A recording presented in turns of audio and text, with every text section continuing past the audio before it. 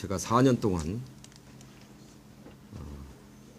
이번 4.11 총선을 준비하고 또 가다도 왔는데, 제가 우리 정읍시청의 언론인 여러분들에게 한 번도 제대로 출마의 변을 말씀드리지 못해서 어제 우리 중앙당에서 아시는 것처럼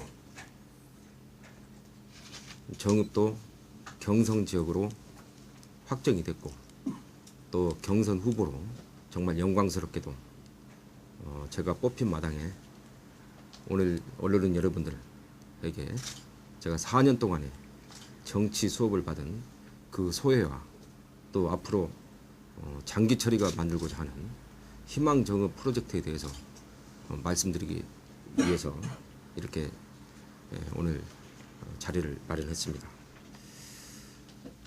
사랑하고 존경하는 정읍 시민 여러분, 그리고 언론인 여러분, 희망 정읍 장기철입니다. 늘 만나는 얼굴입니다만 오늘은 더욱 반갑습니다. 4년 전 낙선이라는 절망과 좌절 속에서 망연자실해 있던 저의 손을 잡아주고 눈물을 닦아주던 친구들이 있습니다. 칠보 깨복쟁이 친구들, 함께 꿈을 키우던 중마고, 그리고 대학 친구들, 제가 KBS 기자로 서울로 떠난 뒤에도 묵묵히 고향 땅 정읍을 지켜온 자랑스러운 얼굴들이고 친구들입니다. 4년 전 서울의 눈으로, 중앙 정치의 논리로, 기자의 시선으로 정읍을 보던 때가 있었습니다. 그땐 친구들과 사사건건 부딪히고 마찰했습니다. 왜 정읍은 좀 더 과감하게 투자를 못하는가? 왜 경제성이 떨어지는 농사에 미련을 버리지 못하고 있는가? 왜 정치개혁은 이 모양인가? 왜 외자 유치는 하지 못하는가? 왜 정읍만의 브랜드는 키우지 못할까? 왜 아이들의 교육을 이렇게 방치하고 있는가? 끝없는 저의 왜 타령에 친구들은 그저 제 손을 잡을 뿐이었습니다. 낙선 후 4년이 지났습니다. 4년은 저 스스로 그 많은 왜에 대한 해답을 찾는 시간이었습니다. 친구들의 눈으로, 정읍의 눈으로, 농민의 눈으로, 그리고 지역의 눈으로, 무엇보다 민주주의의 관점으로 정읍을 바라보기 시작하고 익히는 시간이었습니다. 기자는 문제를 찾아내서 보도하고 그 안에서 대안을 제시하면 됩니다. 그러나 정치인은 문제를 찾아내서 해결할 수 있는 방안과 실천이 뒤따라야 한다고 생각합니다.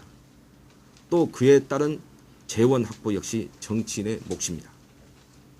기자로 대표되는 전문가 집단은 자기 자신 한 사람만 잘하면 되지만, 정치인은 모든 것을 감싸 안아 리드해가는 책임이 있어야 된다는 것도 배웠습니다. 저에게 주어진 지난 4년이 없었다면 장기철은 여전히 중앙 논리에 사로잡힌 KBS 기자 장기철이었을 겁니다. 우리 지역과 농민의 희생 위해서 산업화와 정보화 사회를 이룩해 놓고도 한미 FTA와 한중 FTA를 통해서 나라 발전을 해야 한다며 이제는 아예 농촌 사형 선고를 내리라고 있는 재벌공화국 현 MB 정권, 경부선을 완성해 놓고도 예산 타령을 하며 민영화 카드를 내놓기 위해서 KTX 정읍 역사를 백지화시키려는 되살아나는 호남차별의 유령들, 전국에서 가장 빨리 고령사회로 진입하고 있고 가장 많이 초등학생들이 줄어들고 있는 정읍의 현실적인 문제, 4년의 세월이 저에게 이 현실과 싸워야 할 의미를 더욱 확고히 해줬습니다. 정치가 아니면 이런 문제, 이런 불평등한 모순과 구조들, 그 구조가 만드는 경제적, 사회적 약자들을 누가 책임질 수 있겠습니까? 우리에겐 쌀이 경제입니다. 쌀은 우리 정읍의 혼입니다. 자동차 팔자고 혼을 내다 버리겠습니까? 우리에게 내장산이 놀이터입니까? 내장산은 모든 정읍 사람들의 어머니 같은 존재입니다. 떠나고 나서야 알게 되는 그 귀한 어머니의 품 아닐까요? 못난 자식을 더 품어주는 어머니, 자연이 아닙니까? 정읍이 아니라면, 정읍을 사랑하지 않는다면 정읍이 제가 일정 기간 살았던 서울만큼 잘 사는 곳이 되어 있었다면 저는 결탄코 정읍에서 정치를 시작하지도 않았을 겁니다. 정읍을 사랑하는 길, 정읍을 발전시키는 길, 정읍의 경제를 살리는 길, 사회적 약자를 지켜내는 일, 1% 부자와 99% 중산층과 서민이 상생하는 이 모든 길을 다름 아닌 정치가 가야 할 길이라고 믿기 때문에 정치를 시작했습니다. 정읍이 어떤 곳입니까? 왕이 하늘이던 봉건 시대에 백성이 하늘이라고, 백성이 이 세상의 주인이라고 선언한 동학 농민들의 땅입니다. 그래서 정읍은 대한민국 민주주의의 태자리라고 볼 수 있습니다. 독재와의 목숨건 투쟁, 그 처절한 싸움에서 민주당이 이길 수 있게 민주당의 뿌리가 되어준 곳입니다. 호남이 없었다면, 우리 정읍이 없었다면 김대중도, 노무현도, 그리고 오늘의 민주당도 존재할 수 없었을 겁니다. 정읍은 대한민국 민주주의의 성지입니다. 백성이 주인임을 알고 주인 노릇을 잘하는 곳입니다. 저는 그 밑에서 참 일꾼이 되겠습니다. 주인이 잘 먹고 잘 쉬고 잘 일하게 해줄 의무와 책임을 지겠습니다. 군림하는 정치가 아니라 봉사하는 정치를 하겠습니다. 정치를 위한 정치가 아니라 경제를 살릴 수 있는 정치를 하겠습니다. 신념, 소신과 함께 이제는 문제 해결 능력도 보여줄 수 있는 정치를 해야 합니다. 뛰어난 능력도 누구를 위한 능력인지 검증해야 합니다.